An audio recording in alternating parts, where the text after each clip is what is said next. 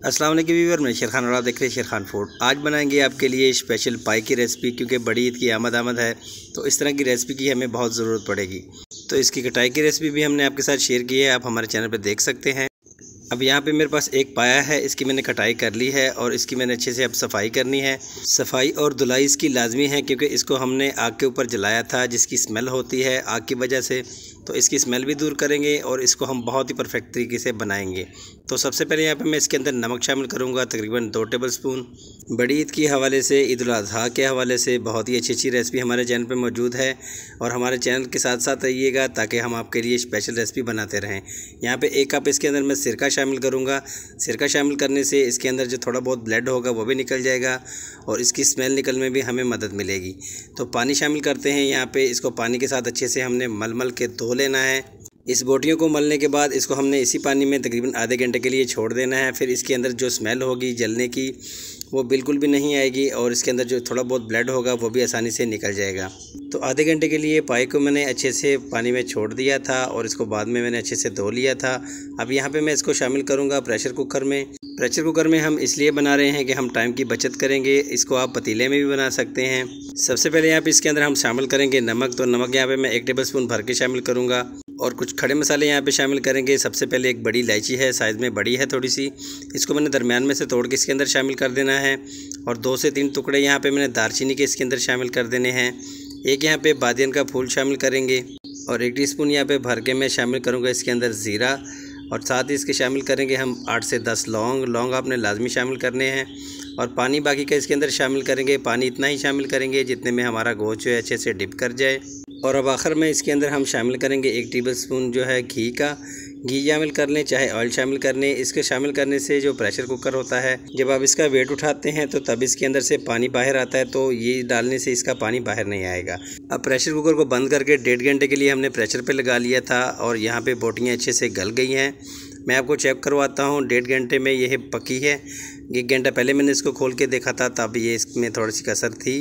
तो अब दोबारा से मैंने इसको चेक किया है 1.5 घंटे के बाद, तो ये बेहतरीन किस्म की पक गई है। ये बोटी मैं आपको चेक करवाता हूँ। ये देखें, मैं इसको खा लेता हूँ और बाकी की रेसिपी तैयार करते हैं। यहाँ पे एक बड़ा पतीला लेंगे। पतीले में 1 बड़ा चम्मच यहाँ पे मैं घी का शामिल करूँगा और घी को हमने मेल्ट होने देना है। यहाँ पे इसके अंदर हमने शामिल करना है अब प्याज। 2 बड़े प्याज मैंने लिए हैं, इसको मैंने बारीक सा काट लिया है। प्याज को यहाँ पे अब फ्राई करेंगे। प्याज को हमने बिल्कुल ब्राउन सा फ्राई कर लेना है, ताकि इससे हमारा जो सालन है पाई का बहुत ही अच्छा और कलरफुल बने। प्याज जितना ही अच्छा फ्राई होगा उतनी ही अच्छा आपका सालन का कलर आएगा। यहाँ पे प्याज फ्राई हो चुका है, तो इसके अंदर हमने लहसुन शामिल करना है 1.5 टेबलस्पून। टेबलस्पून के हिसाब से मैंने डाला है, तो भर के डाला है, ये 1.5 टेबलस्पून बन गया है। यहाँ पे 1 टेबलस्पून यहाँ पे अदरक शामिल करेंगे। अदरक और लहसुन को दोनों को मैंने कूट के शामिल किया है। अब यहाँ पे दोनों की बुनाई करेंगे तकरीबन 2 मिनट के लिए। लहसुन अदरक की बुनाई करने के बाद यहाँ पे 1 टेबलस्पून जो है कुटी हुई मिर्च जो सब्ज़ है वो हमने इसके अंदर शामिल कर दी है। अगर आप मिर्चों का हिसाब लगाएं तो तकरीबन 4 मिर्चों को मैंने कूट के इसके अंदर शामिल किया है। वीडियो को आप बिल्कुल भी स्किप ना कीजिएगा, क्योंकि जो तरीका मैं आपको बताने वाला हूँ ये बिल्कुल रेस्टोरेंट स्टाइल जो पाई की रेसिपी है वो आपके साथ मैं आज शेयर कर रहा हूँ। अब यहाँ पे पतीले के अंदर हमने पाई जो हमने बॉयल किए हैं वो इसके अंदर शामिल कर देंगे। यखनी अभी नहीं शामिल करेंगे। सबसे पहले 5 मिनट के लिए इसकी हमने बुनाई करनी है। पायों की बुनाई जो है लहसुन और प्याज के साथ जब आप करेंगे तो इसमें बहुत ही अच्छा फ्राई का टेस्ट भी आ जाता है और इसी वजह से होटल वाले जो पाए हैं वो बहुत ही अच्छे और मज़े के लगते हैं। तो यही वो तरीका है जो मैं आपको आज बता रहा हूँ। 5 मिनट यहाँ पे हो गए हैं।